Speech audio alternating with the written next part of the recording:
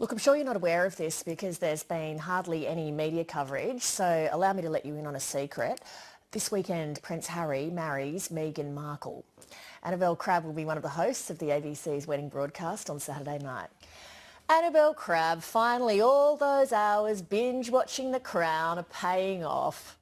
As I always secretly knew it would, Lee. Actually, look, that show is a great reminder that spousal choice in the royal family has always been a fraught affair. I mean, even the Queen had to fight quite hard to marry Prince Philip. And I think the interesting thing about Meghan Markle is not that she's American or divorced or took her top off in the telly once. It's that she hasn't been vetoed on any of those grounds, even though she once would have been. Will this wedding contribute to the longevity of the monarchy? Well, it'll certainly contribute to the royal family's other role as the national soap opera. But, you know, if you want answers to these questions, you really have to ask the locals. So this week I jumped into a black cab, hooned around London and did exactly that.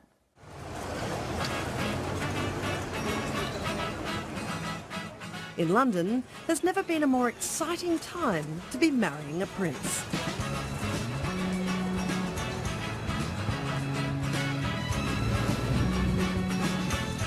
Historically inflexible on matters of spousal choice, the British monarchy will this weekend open its arms to a bride who is a commoner, biracial, a divorcee, Catholic by birth, and, most shockingly of all, an American. Is this a tectonic shift in the monarchy itself, or is it just a wedding? I'm in London to find out. G'day, John. Hello, darling.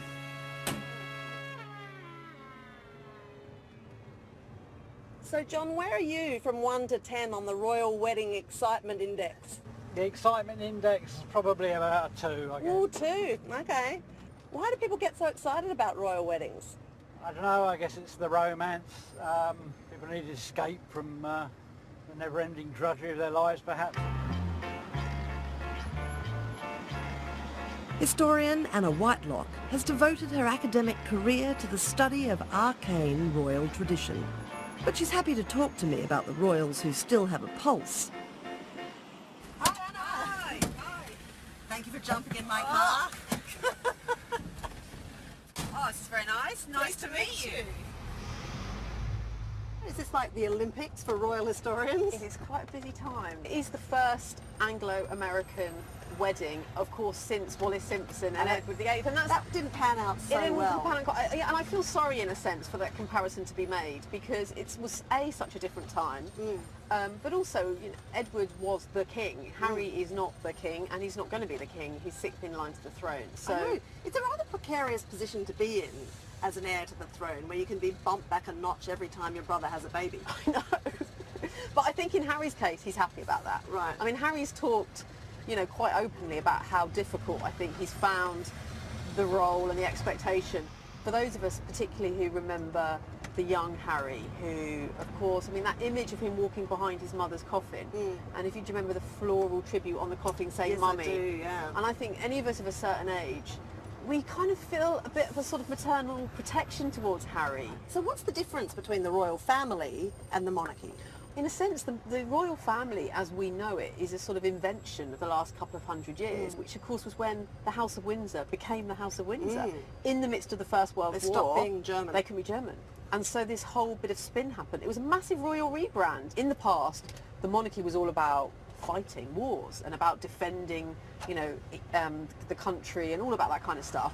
When the monarch didn't have that role anymore, and we had a constitutional monarchy and power was stripped away, it's like, okay, we need to find a new brand, let's push royal family.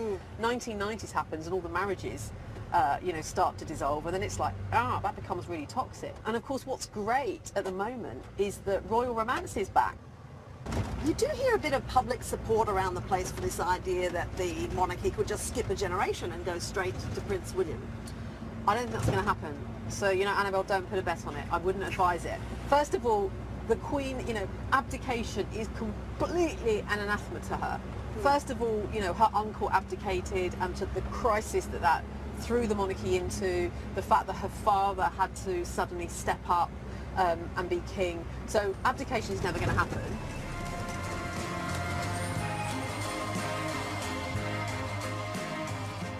The cult of the royal family may be quite a recent invention, but there's no doubt that for oxygen and survival, it relies heavily on one of its oldest enemies, the press.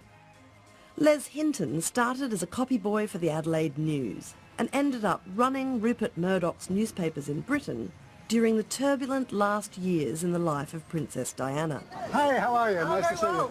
How are you?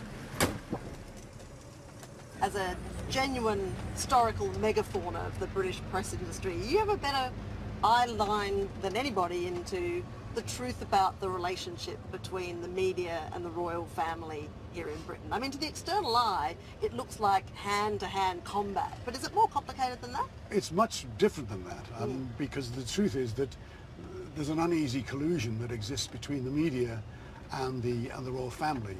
And for sure, the royal family, when you think about it, couldn't function without the media attention it gets, because they have no currency at all except public approval. And their ambition is to create, which they've done a good job of for a long time, an eternal brand for its owners with incomparable living conditions. And to do that, they have to cooperate with the press. I mean, I was running a group of newspapers here, and my phone went one day, and my secretary said, "There's a woman on the phone who says she's Princess Diana." I thought, well, that happens 10 times a day, exactly, I'm guessing. So we didn't take any chances, and it was Diana on the phone.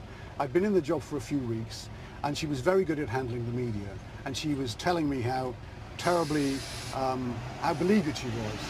And she said, it was such a corny line, I'll never forget. She said, "Mr. Hinton, I'm a damsel in distress. Can you help me?" And the fact is, I couldn't really help her. And it was only, it was a couple of years after that she died. And I remembered this in the office the night of her death, and I felt kind of sick when I heard what had happened and that she'd been being followed by the paparazzi.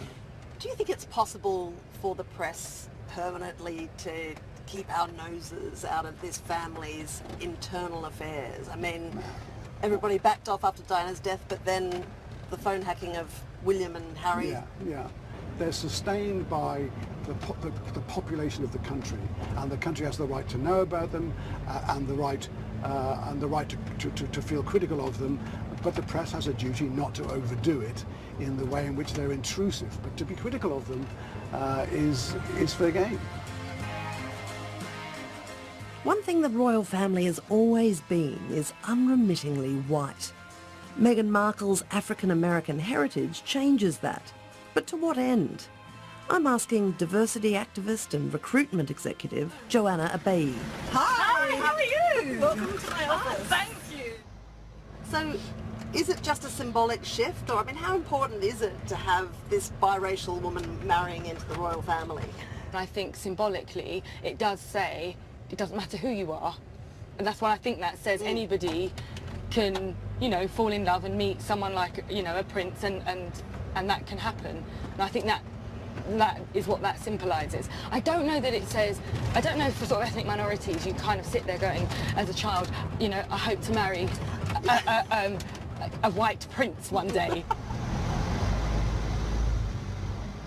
Is there a burden on those people like Meghan Markle to be perfect and everything to all people and to be a flawless spokesperson for that group? Absolutely. She can be a positive role model, and she can do that being a biracial woman, black woman, fine. But I think it would be really unfair to expect that Meghan is now going to be the poster girl for all black women and their views in the UK.